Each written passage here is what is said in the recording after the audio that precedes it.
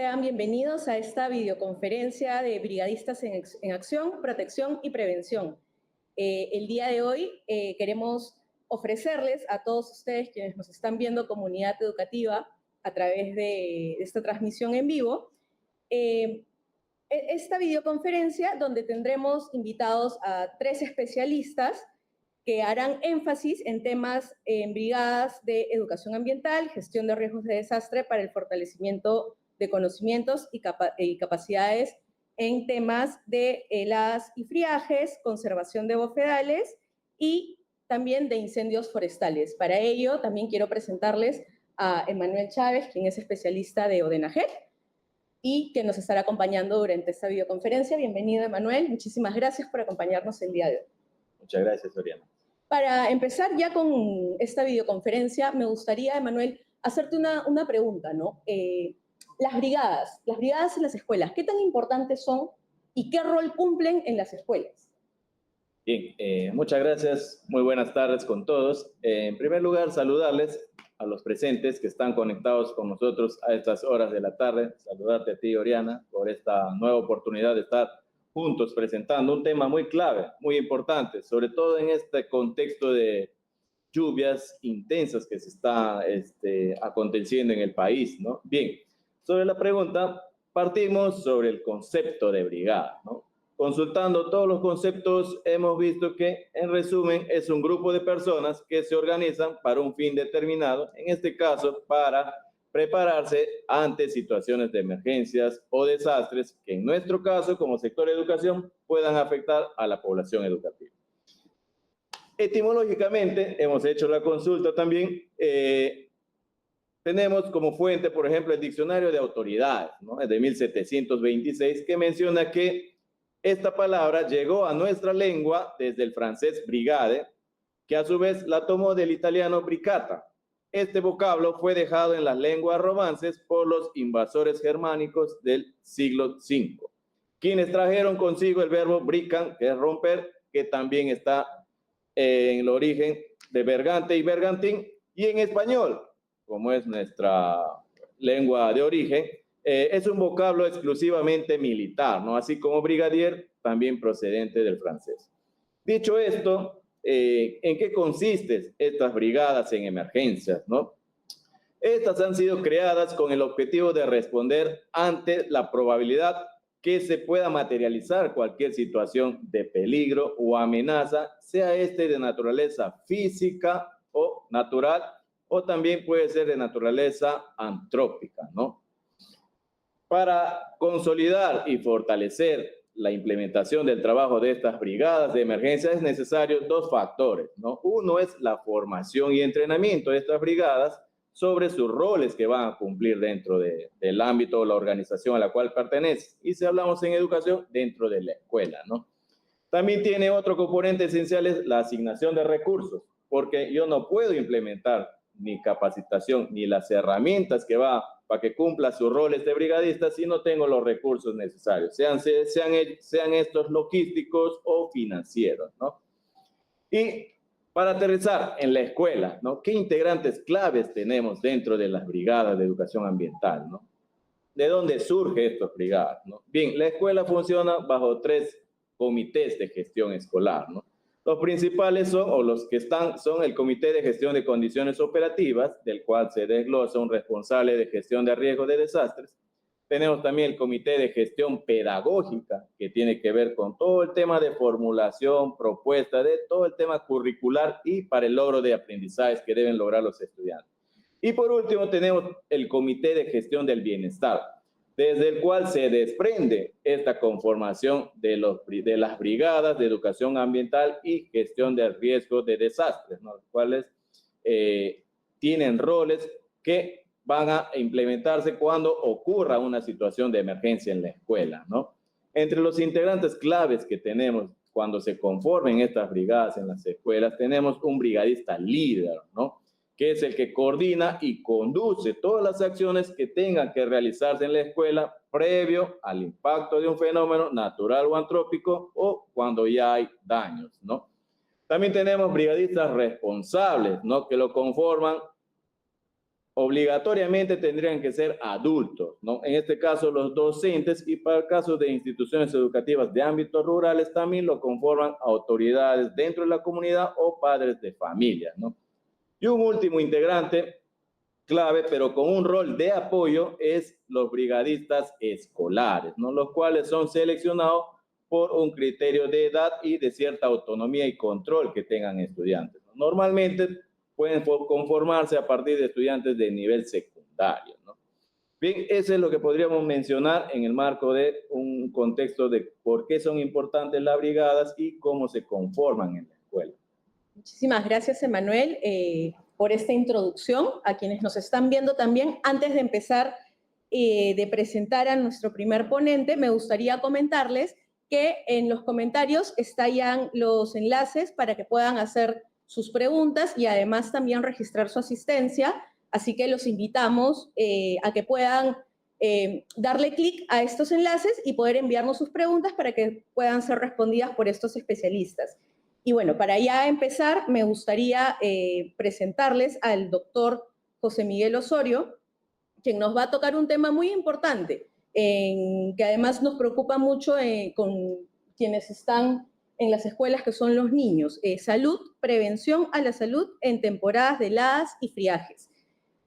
Doctor José Miguel, bienvenido. Muchísimas gracias por acompañarnos el día de hoy. Así que le doy el pase para que pueda empezar con su exposición. Muy buenas tardes con todos. Es un placer estar aquí con ustedes compartiendo el día de hoy un tema que me parece fundamental para poder extender nuestros conocimientos en estos tópicos, ¿no? El siguiente tema se llama heladas y friajes, abriguémonos con prevención. Por favor, siguiente. Bueno, primero hay que definir qué es una helada, ¿no? Para diferenciarlo de otros conceptos. Y es básicamente un descenso de la temperatura por debajo de los 0 grados o menos, ¿no? Cuando nos encontramos en algún territorio que se encuentre a más de 3.000 metros sobre el nivel del mar. Básicamente, este periodo se da de abril a septiembre, cuando acaban las temporadas de lluvia. Principalmente en los meses de junio o julio. Y si nos damos cuenta, ya estamos por entrar a este periodo, ¿no? De heladas.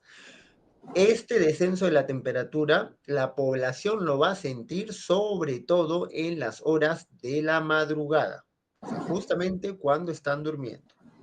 Siguiente.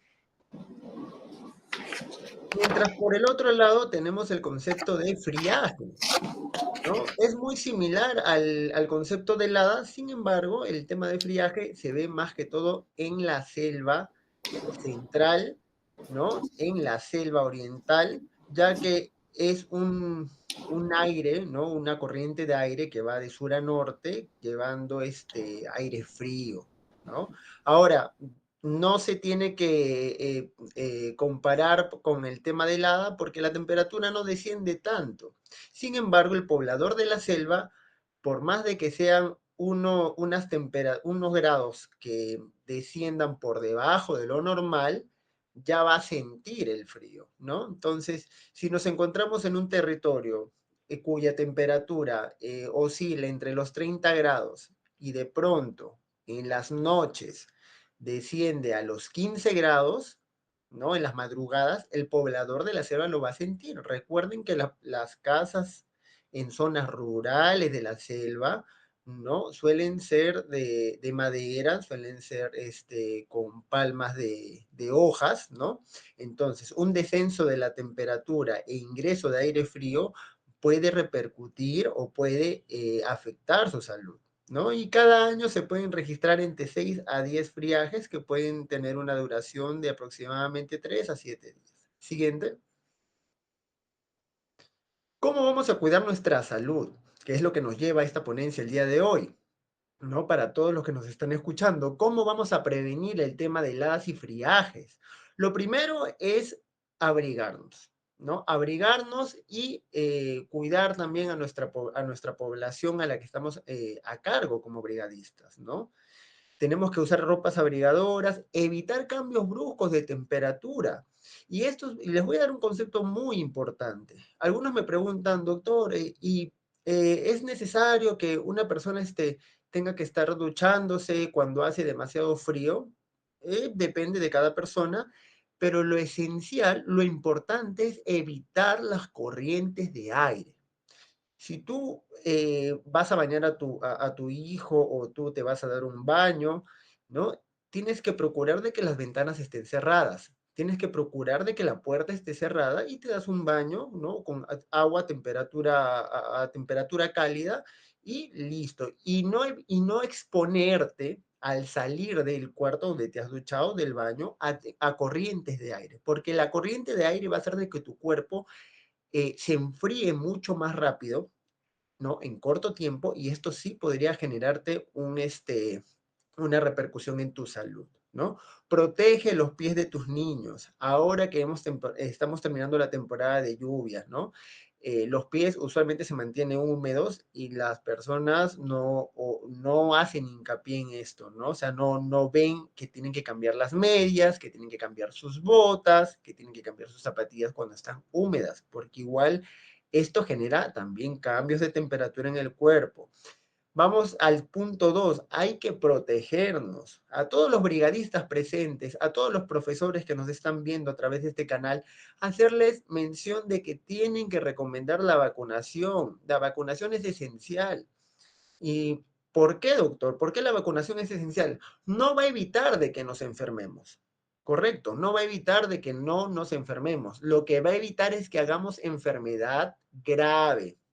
Eso es lo que va a evitar, que hagamos una enfermedad que ponga en riesgo nuestra vida.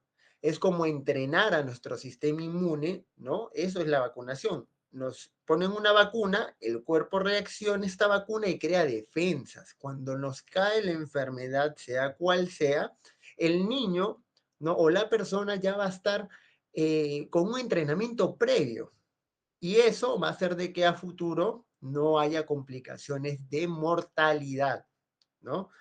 Si tú ves que que hay un niño, ¿no? O tu niño tiene tos o tiene síntomas gripales, tienes que llevarlo al establecimiento de salud más cercano.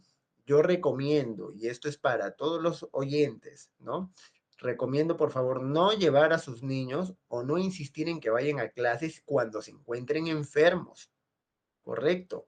¿Por qué? Porque justamente al estar en un espacio confinado, como puede ser un aula, que tengas a un niño enfermo o dos niños enfermos va a hacer de que todos los demás niños se contagien, incluyendo al brigadista, que en este caso puede ser un docente, ¿no? Entonces, lo que queremos evitar es justamente que la infección se propague, ¿no? Y pueda afectar a más niños. Recuerden que cuando uno trata a una persona, la trata como tal, no trata la enfermedad, tratamos personas, ¿no? Entonces, vacúnalos para que no se enfermen, ¿no? Y el otro punto es también usar paraguas, usar ponchos para evitar la humedad en el cuerpo, ¿no? Y cubrir las casas, ¿no? Con plásticos, si tienen animales de igual forma, cubrir, proteger todo lo que es el hogar. Siguiente. Ahora ese es este punto en el que estábamos tocando. Si los niños deben asistir enfermos, ya saben cuál es la respuesta. La respuesta es no. Un resfriado común, que es lo que más se ve en épocas de heladas y friajes, el resfrío común dura aproximadamente entre 7 a 10 días. Eso es lo que dura. Con o sin medicamentos, el cuerpo va a recuperarse. Pero nosotros actuamos de diferente manera de diferentes enfermedades. Es cierto. Entonces, de 10 niños que vas a tener resfriados, uno se te va a complicar o dos se te va a complicar. Entonces, eso es lo que debemos evitar. Si tú ves a un niño enfermo en tu escuela, dile que vaya a casa a descansar, que regrese en un par de días y listo, vas a ver que se va a recuperar y no vas a tener a tantos niños contagiados en un salón de clase. Eso es lo que hace un brigadista, eso es prevención. La vacunación es promoción en salud. Recuerden de que estamos también en un país de alta prevalencia de anemia y al estar en un país con tantos niños con anemia, la anemia genera defensas bajas en el cuerpo. Correcto. Entonces, si tú expones a un niño a una enfermedad como el resfriado más una anemia, entonces este niño posiblemente va a hacer enfermedad grave. Siguiente. Las recomendaciones en base a lo que les he mencionado con respecto a la anemia es una buena alimentación rica en hierro. Esto nos va a proteger ante las condiciones meteorológicas que hemos estado mencionando, ¿no? Y van a hacer de que ante cualquier situación de baja de temperatura, nuestro cuerpo o el cuerpo de nuestros niños puedan responder a este fenómeno, ¿no? Para eso debemos consumir también alimentos y bebidas tibias, alimentos ricos en carbohidratos, ¿no? Que generan energía, alimentos energéticos. Como ya le había mencionado también, reforzar los techos de las casas y escuelas para evitar corrientes de aire, ¿no? Que afecten a los estudiantes. Mantener las ropas abrigadoras y otro punto fundamental que comprobado, se ha visto que puede evitar el 98% de las enfermedades es el uso del agua y del jabón, del alcohol, el lavado de manos. Hay que hacer costumbres como brigadistas, ¿no? Dentro de nuestras escuelas, el lavado de manos. Con eso prevenimos no solamente el resfriado, prevenimos neumonía, prevenimos diarreas, que también es muy frecuente en ciertas temporadas del año. Solamente un lavado de manos de 60 segundos, ¿no? O con una buena técnica, previene muchas enfermedades. Entonces, estos son puntos claves que debemos tener en cuenta como brigadistas, ¿no? Dentro de nuestra aula para prevenir esta situación meteorológica juntos como equipo. Siguiente. Gracias. Bien, muchísimas gracias. Fue el doctor, bueno, médico cirujano José Miguel Osorio quien nos ha brindado esta exposición, pero no me gustaría terminar aquí, doctor. Me gustaría más bien hacerle una pregunta. En zonas vulnerables, como bien son las zonas altoandinas, ¿la anemia puede, por ejemplo, ser perjudicial en un contexto de friajes y heladas, en su opinión médica?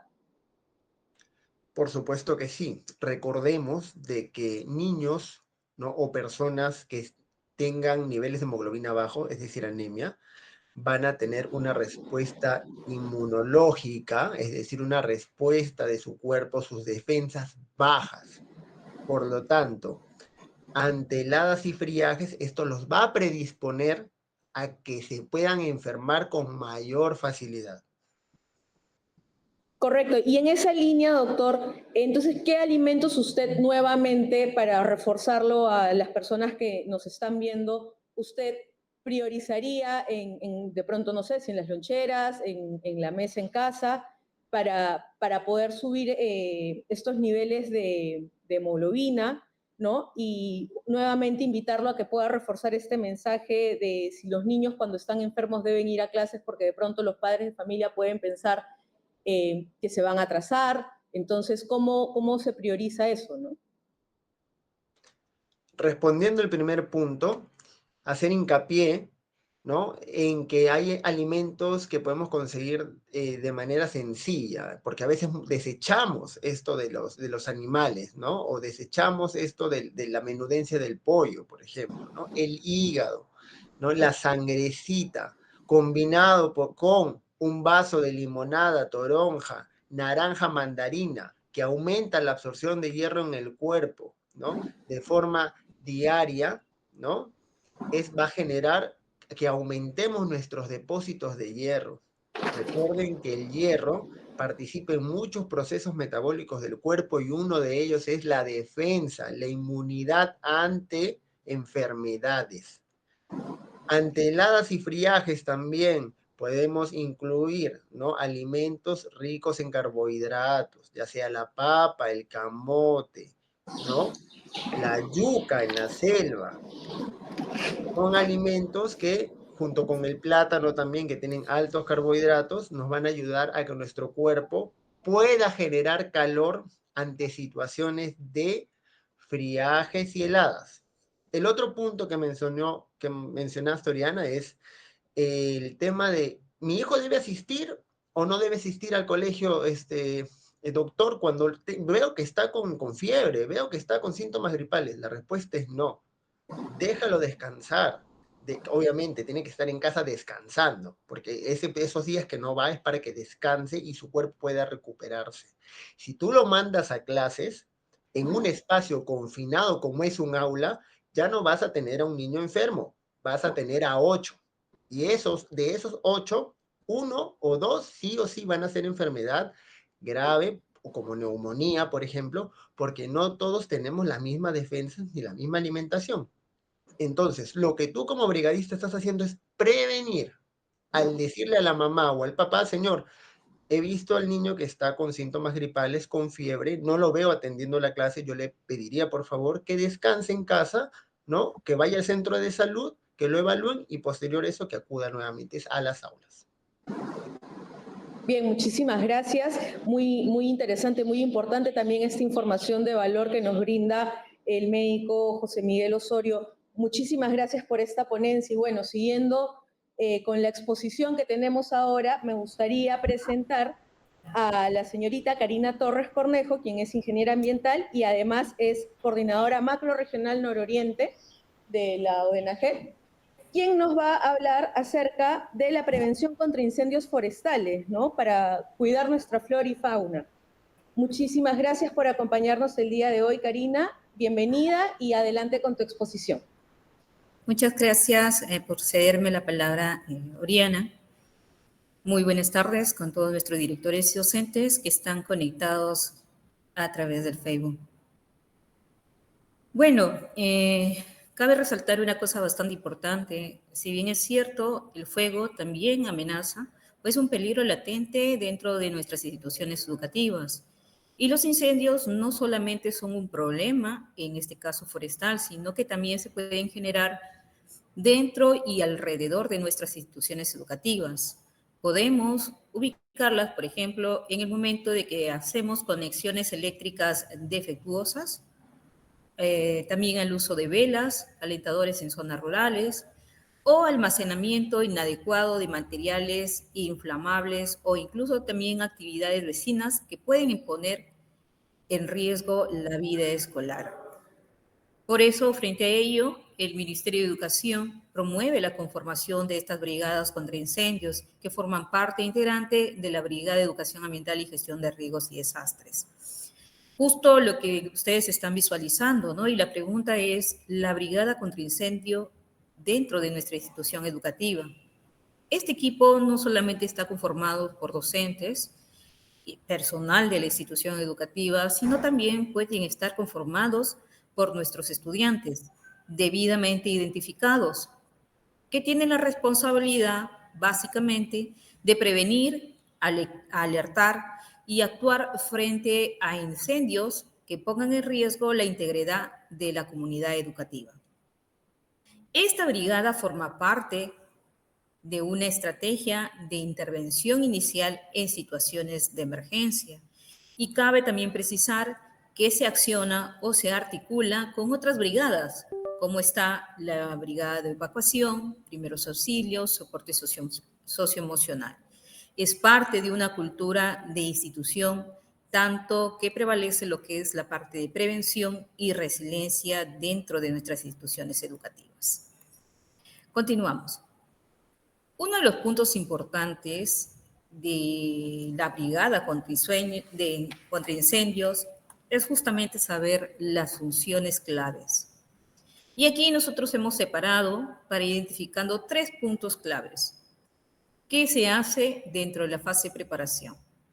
Vamos a identificar, o la brigada de contraincendios va a identificar los puntos vulnerables de la institución educativa. Eso quiere decir, identificamos almacenes, cocinas escolares, aulas con cableado deteriorado, entre otros. También participa en la elaboración del croquis de riesgo, tanto interno como externo, para registrar focos potenciales de incendios o posibles amagos. Es importante que también dentro de la fase de preparación se coordine capacitaciones, ¿no? Con entidades que manejan justamente este tema. En este caso, se podría sugerir, ¿no?, estas capacitaciones con el Cuerpo General de Bomberos de Perú o también con Defensa Civil sobre el uso y mantenimiento de los extintores. Otro punto importante es verificar que cada aula tenga acceso a extintores. Y si no tenemos, por ejemplo, extintores, también podemos tener baldes de arena y tener muy bien en claro las rutas de evacuación que estén debidamente despejadas. Una de las acciones para contribuir en lo que respecta a la parte de la cultura de prevención es difundir a través de carteles con indicaciones preventivas sobre no sobrecargar tomacorrientes, por ejemplo, ¿no? Esos tipos de mensajes, o prohibido el uso de velas o zona de materiales inflamables, ¿no? Esos son unos puntos también importantes en los cuales se pueden trabajar dentro de la fase de preparación. Pero ¿qué pasa si ya comienza un amago o un conato de incendio dentro de la institución educativa o cercano a la institución educativa? Primero, nosotros tenemos que activar la alarma escolar y dar aviso inmediatamente a los bomberos, mientras nosotros tenemos la oportunidad de poder ir manejando, ¿no?, este conato de incendio con los extintores. Seguidamente también esta brigada tiene que coordinar con el brigadista de evacuación para organizar la salida ordenada hacia zonas seguras.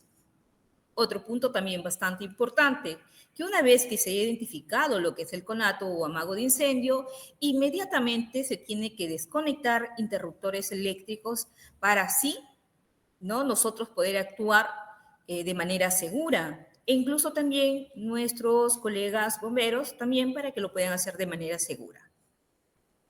Usar extintores. En este caso, mayormente nosotros en las instituciones educativas contamos con el extintor de PQS o CO2, solo si el fuego es incipiente y no pone en peligro o no pone en riesgo la vida, ¿no? Si es que es manejable por la brigada de control de incendios, pero ya cuando se llega a magnificar, entonces ahí sí tiene que ingresar los bomberos. Y seguidamente también reportar heridos o personas con afecciones respiratorias. Y esta brigada, como ya lo habíamos anticipado, siempre tiene que estar en coordinación con la de primeros auxilios. Pasado lo que es el incendio, se tiene que verificar las instalaciones eléctricas afectadas después de este incidente, solicitar al especialista de infraestructura la evaluación estructural de las aulas y también de los ambientes que se han dañado, coordinar la reubicación temporal, si es necesario, del servicio educativo y si el local pues, no reúne las condiciones adecuadas post incendio, entonces sí se tendría que buscar un lugar alterno. Continuamos, por favor. Una de las cosas importantes de manera de reflexión, ¿no?, porque la prevención es nuestra mejor herramienta. Y aquí quiero resaltar que no todos los héroes usan capas, ¿no?, así como Superman, ¿no? Algunas llevan chalecos rojos y se distingue, ¿no?, y extinguen incendios con conocimiento y liderazgo. Ser brigadista, en este caso brigadista contra incendios, es mucho más que portar un distintivo rojo. Es una misión educativa, preventiva y, por qué no decirlo, también protectora. Cuidar tu colegio, cuidar tu comunidad y cuidar tu entorno. Y esa es la tarea que si no nos capacitamos, también tenemos que estar, en este caso, muy organizados y también actuar con responsabilidad. Por eso aquí es básico también la capacitación, ¿no? Continuamos. Una de las cosas importantes con respecto al rol de brigadista contra incendios en la sensibilización ambiental, ¿no?, aquí bastante relacionado con lo que respecta a la parte de incendios forestales, es necesariamente también cuidar la flora y la fauna. Aunque los brigadistas contra incendios de las instituciones educativas no tienen intervención directa en incendios forestales, fuera prácticamente del perímetro escolar, su rol es netamente formativo y sensibilizador, que este es un punto fundamental. Las escuelas es un espacio estratégico para educar sobre la prevención del incendio en todos los contextos, incluyendo los que afectan a nuestros ecosistemas naturales. Un brigadista contra incendios, desde su formación escolar, puede liderar campañas que promuevan el respeto por la vida silvestre, el uso responsable del fuego en zonas rurales y conservación de áreas verdes. Contribuyen de una u otra forma a formar una cultura ambiental basada en el principio de no quemar y sí preservar.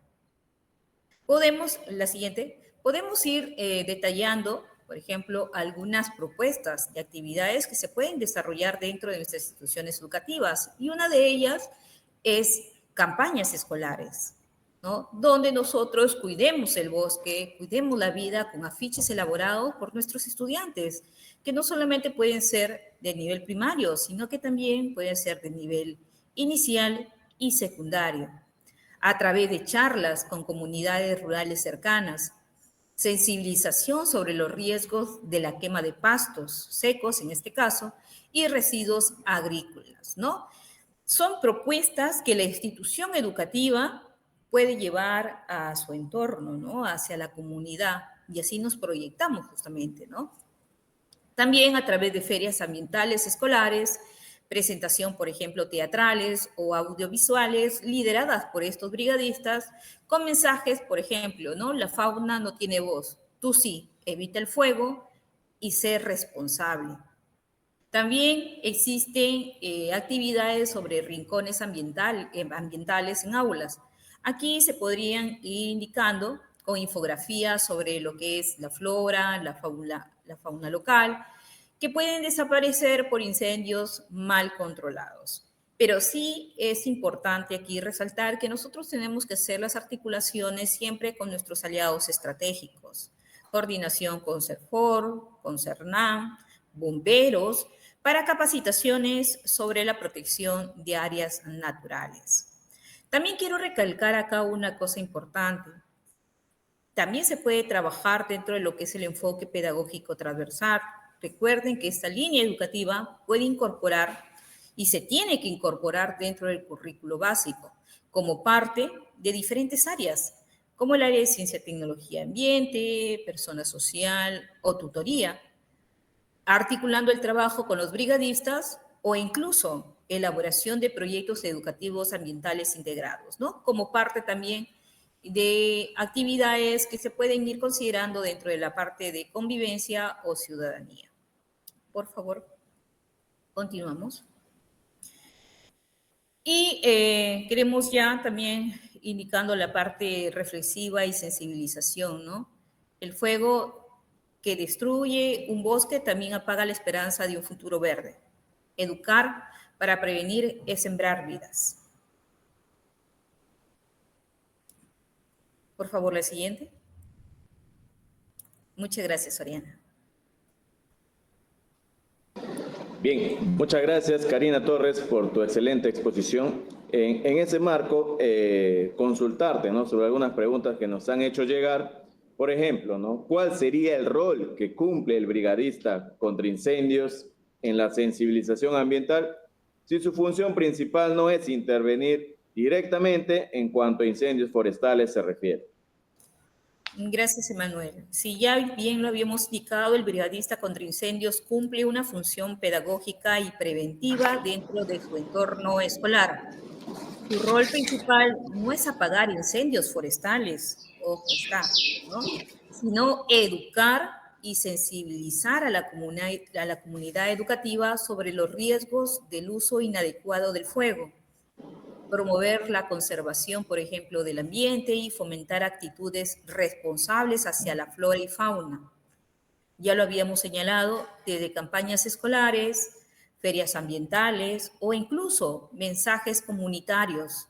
El brigadista contribuye a tomar conciencia ambiental temprana, en concordancia con los lineamientos que pues el Ministerio a través de la Oficina de Defensa Nacional pues hacemos la difusión, ¿no? Bien, una segunda pregunta también referente a los brigadistas, en este caso a los brigadistas escolares que son de apoyo.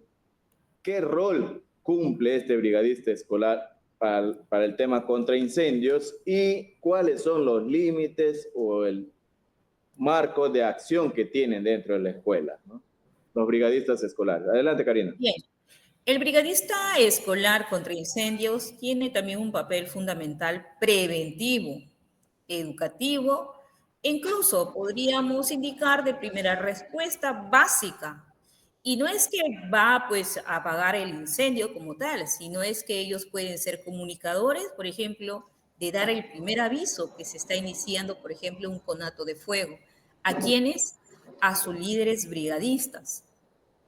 Su misión es identificar los riesgos, promover la cultura de prevención, participar en los simulacros, activar la alarma ante un conato de incendio y colaborar en la evacuación ordenada de la comunidad educativa. Si te das cuenta o nos damos cuenta, esto no pone en riesgo su vida, al contrario, contribuye de una manera bastante significativa dentro de sus roles como tal. ¿Ya? Pero sí quiero recalcar también una cosa, y como también para las demás brigadas donde nuestros estudiantes están involucrados, sus intervenciones está limitada por su nivel de entrenamiento y conocimiento. Si un estudiante no sabe o no ha sido preparado para ello, entonces es mejor no exponerse. Y en el caso, pues, de los incendios, no debo exponerse al fuego directo ni realizar, pues, maniobras propias que un personal especializado eh, para el control de incendios, pues, lo hace de manera, pues, mucho más especializada, ¿no? Bien, muchísimas gracias, Karina, por tu excelente exposición y agradecer también al público que está conectado con nosotros. Y ¿qué tenemos a continuación, Oriana, por favor?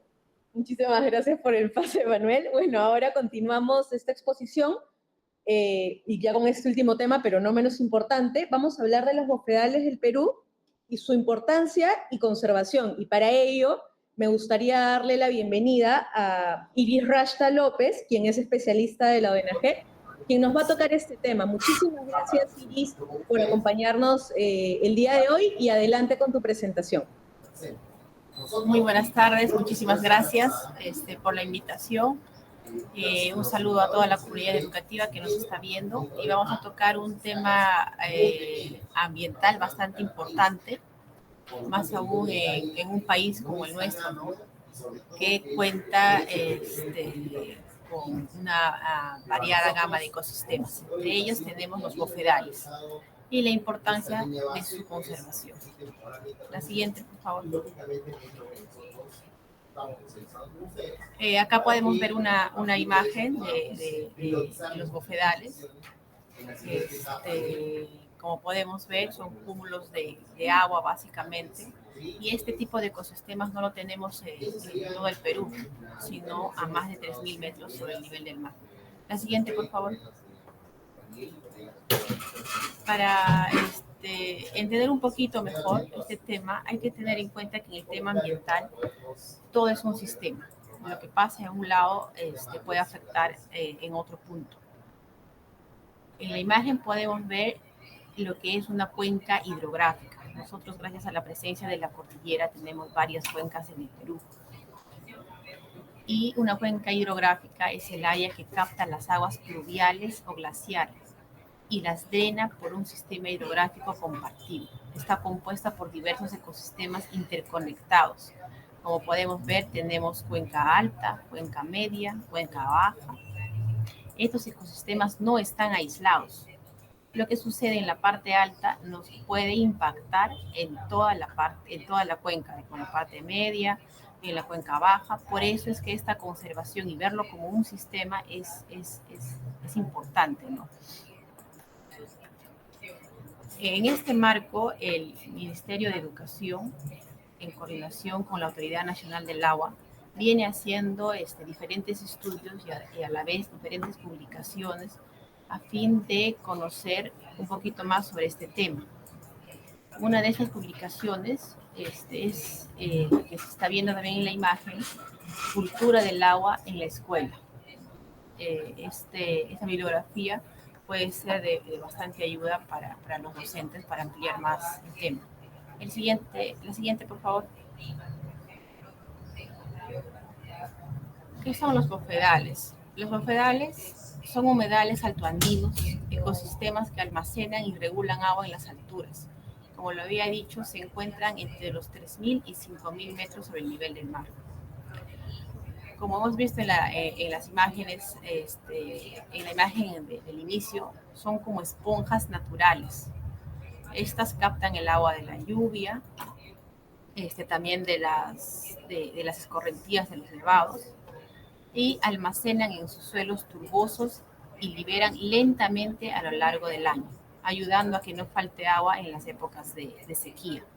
Ahí viene su importancia, ¿no? Gracias a este tipo de ecosistemas podemos contar en las zonas altoandinas, sobre todo con agua durante todo el año. Aparte de ellos, son hogar de una gran biodiversidad, tanto para la flora y fauna endémica, no cualquier tipo de planta ni animal vive en este tipo de ecosistemas, y ahí también está la importancia. Muchas de las especies están en peligro de extinción, y estos animales pues forman parte del modo de vida de muchas comunidades. La siguiente, por favor. Como podemos ver, el Perú tiene bastantes bofedales a lo largo del país. Antes de continuar, como nota informativa, a través del Ministerio del Ambiente tiene una entidad que se encarga de la investigación específica de glaciares y ecosistemas de montaña. Este es el INAIGEM. Esta entidad está adscrita al Ministerio del Ambiente, y pues como parte de sus funciones es realizar estudios en ecosistemas de montaña, en los glaciares, y ya el 2023 tiene un inventario nacional de bofedales. Parte de este estudio también nos muestra que el Perú pues tiene 6.052.364 hectáreas de bofedales registrados al 2023. También esta publicación la podemos encontrar en la página del Ministerio del Ambiente al acceso del público. La siguiente, por favor. Los bofedales y el déficit hídrico están relacionados directamente. Cuando los bofedales se degradan, ya sea por la contaminación, por el sobrepastoreo o el mal manejo de estos, se pierde su capacidad de regular el agua. Esto agrava el déficit hídrico en temporadas secas o en periodos de sequía prolongada.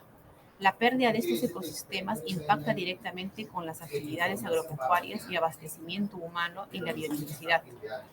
Como lo hemos mencionado, todo es un sistema.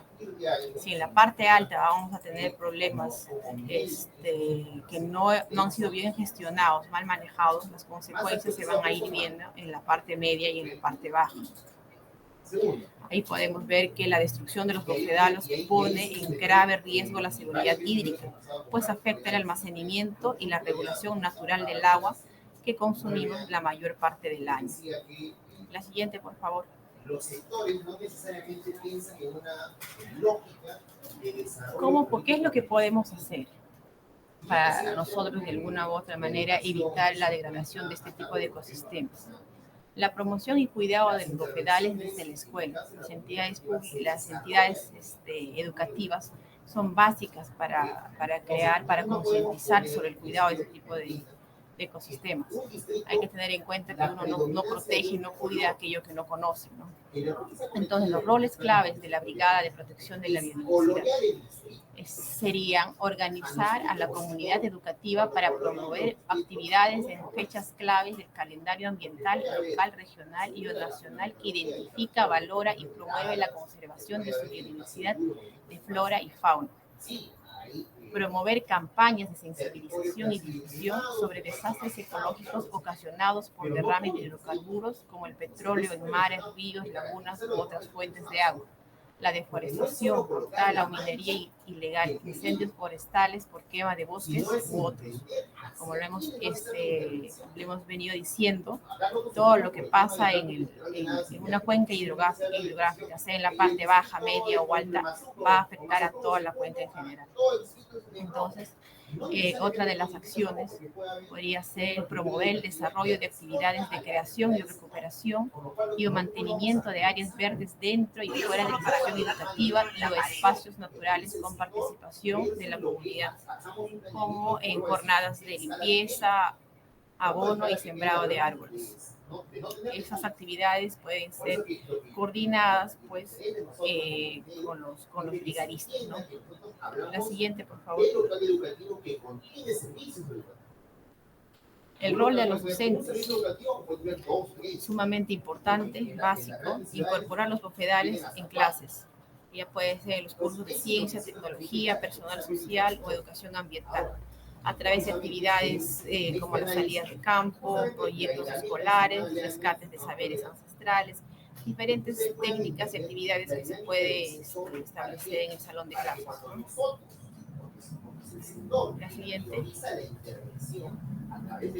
Otro tipo de sugerencias pueden ser los juegos sobre el ciclo del agua, los mapas locales. Los mapas locales son sumamente importantes porque dependiendo de la ubicación de las instituciones educativas vamos a tener diferentes tipos de ecosistemas, pero también hay que conocer qué es lo que tenemos alrededor de nuestras instituciones educativas, en nuestro distrito, en nuestra región y como país, ¿no? Se pueden hacer murales y maquetas, concursos escolares, charlas con comuneros, etc. Siguiente. En conclusión, los bofedales son vida, ya que guardan cantidad de agua en este ecosistema que te presentan, pues es básico su cuidado. Es un patrimonio natural de las comunidades altoandinas. Su conservación empieza desde la educación. Y para poder conservarlo, como ya lo habíamos dicho, necesitamos conocer. Lo que se conoce, se cuida. Otro datito importante es que nosotros somos uno de los países más beneficiados en cuanto al agua. Sin embargo, también hay muchos de las regiones que pese a tener uno de los países con más cantidad del agua, no cuentan con acceso al agua potable. Más de 7.355.000 personas en Perú no cuentan con este acceso. Entre ellas están las poblaciones de Huánuco, Pasco, Amazonas, Cajamarca y Huancavelica. Y esto es debido a la inadecuada gestión que se tiene de este recurso tan importante, ¿no? Siguiente. Entonces, cuidar un bofedal no es solo proteger un ecosistema, es proteger la vida que depende del agua de nuestras comunidades. Desde las instituciones educativas, desde la escuela, desde el aula y desde cada estudiante podemos sembrar conciencia y acción para conservar los bofedales, enfrentar el déficit hídrico y fortalecer la resiliencia de nuestras comunidades frente al cambio climático. Siguiente. Acá hay algunos links para que puedan ingresar y van a encontrar información oficial, ya sea del Ministerio del Ambiente o del Ministerio de Educación. También pueden encontrar diferentes videos educativos del INAIGEM y del MINAM. Muchísimas gracias. Bien, muchísimas gracias, Iris. Antes de concluir con tu ponencia, me gustaría hacerte un par de preguntas que seguramente quienes nos están viendo también las tienen, ¿no? La primera es, ¿por qué conservar los bofedales es una medida de prevención frente a los riesgos de desastres? Porque los bofedales actúan como reguladores naturales del agua dentro de una cuenca. Y hemos visto que lo que pasa en la parte baja o media de una cuenca también interviene en la parte alta y viceversa. Almacenando y liberando agua gradualmente reducen el riesgo de sequías, desabastecimiento hídrico, erosión del suelo, y con esto podemos evitar deslizamientos y todo ello. Cuando estos ecosistemas se degradan o desaparecen, va a aumentar la vulnerabilidad de las poblaciones que dependen del recurso, del recurso hídrico, ¿no? Esa es básicamente la importancia de conservar estos bofedales. Bien, y la segunda pregunta sería, ¿cómo puede contribuir, desde tu opinión como especialista y como profesional, las instituciones educativas con la reducción de riesgo de desastres a través de la educación ambiental? Una institución educativa puede contribuir integrando el conocimiento sobre los bofedales y su valor en la currícula y en los proyectos educativos. Esto incluye promover el uso responsable del agua, el reconocimiento de los ecosistemas frágiles y el vínculo de esta protección ambiental y la prevención de desastres. Las instituciones educativas pueden llegar incluso a los padres de familia. Crear conciencia a través de los niños es básico para poder proteger ese tipo de ecosistemas. Como lo mencioné en la presentación, uno no protege, uno no ama lo que no conoce. Bien, muchísimas gracias. Estuvo con nosotros Iris Rashta. Gracias, Iris, por acompañarnos y darnos esta ponencia tan interesante y tan importante para la conservación de nuestros recursos. Bueno, ahora, Emanuel, hemos tenido esta ponencia de estos 3 especialistas que realmente, en mi opinión, han estado muy interesantes y muy nutritivas a nivel de información, pero me gustaría preguntarte, ¿cuáles son tus reflexiones? ¿Qué te dejan estas ponencias? Bien, muchas gracias, Oriana. Sí, en primer lugar, podemos dilucidar ahí que se ha hablado de 2 peligros, ¿no?, naturales, de origen natural, y uno, incendio, que podría abordarse a nivel urbano, ¿no? Pero principalmente las temáticas han estado centradas en heladas y friaje e incendios forestales, ¿no? Peligros cuya acción o impacto, frecuencia e intensidad se ha visto prolongada o acentuada debido normalmente o frecuentemente a la acción del cambio climático, ¿cierto? Y esta incidencia, este aumento de su frecuencia, de la intensidad de estos peligros que cada año vienen incrementándose, crean la necesidad de que desde la escuela se genere recursos, un tipo de organización que atienda a este peligro, ¿no? Por eso es que surge la necesidad de contar, y hemos dicho, ¿no?, de brigadas de educación ambiental y de gestión del riesgo de desastres que atiendan a este peligro que atentan contra las escuelas, ¿no?, y a su impacto posterior. Lo que sí hay que precisar que estas brigadas están conformadas, y vamos a mencionarlas, ¿no? Tenemos la de salud y primeros auxilios, que es una brigada compartida, ¿no?, con el tema de educación ambiental. Tenemos la de soporte socioemocional y actividades lúdicas, tenemos la brigada contra incendios, la de señalización y evacuación, y la de seguridad y protección como brigadas operativas, ¿no?, que en el marco de la preparación y de la intervención inicial cuando ocurre una emergencia, ellas cumplen sus roles. Y otras brigadas vinculadas al tema de educación ambiental, tenemos la de cambio climático, protección de la biodiversidad y la de ecoeficiencia, que básicamente tienen un rol más de sensibilización y de difusión, ¿no?, de las acciones a tener en cuenta en la escuela para atender a estas demandas que genera el peligro del cambio climático, acentuado en los peligros que hemos mencionado, ¿no?, como son incendios forestales y heladas y friajes, ¿no? Es esa manera de reflexión, y es ahí la importancia de la conformación de estas brigadas, y no solo conformarlas, sino prepararlas y mantenerlas también en el marco de nuestras posibilidades, también equipadas, ¿no?, porque cada vez es más frecuente y más prolongada el efecto de estos peligros, ¿no? Esas serían nuestras reflexiones. Muchísimas gracias, Oriana. Muchísimas gracias a todos ustedes. Bueno, Emanuel, muchísimas gracias por estas reflexiones tan importantes que nos has mencionado. Hemos llegado ya al final de esta videoconferencia, pero no quiero irme sin agradecerles a quienes han estado conectados, a quienes nos vayan a ver después. Nuevamente recordarles que tienen en los comentarios el enlace para enviarnos sus consultas, sus preguntas y registrar además también su asistencia. Con nosotros será hasta una próxima oportunidad. Muchísimas gracias, Emanuel, por haberme acompañado el día de hoy, y esperamos que les haya gustado y les haya servido esta información. Que tengan buenas tardes y nuevamente muchísimas gracias.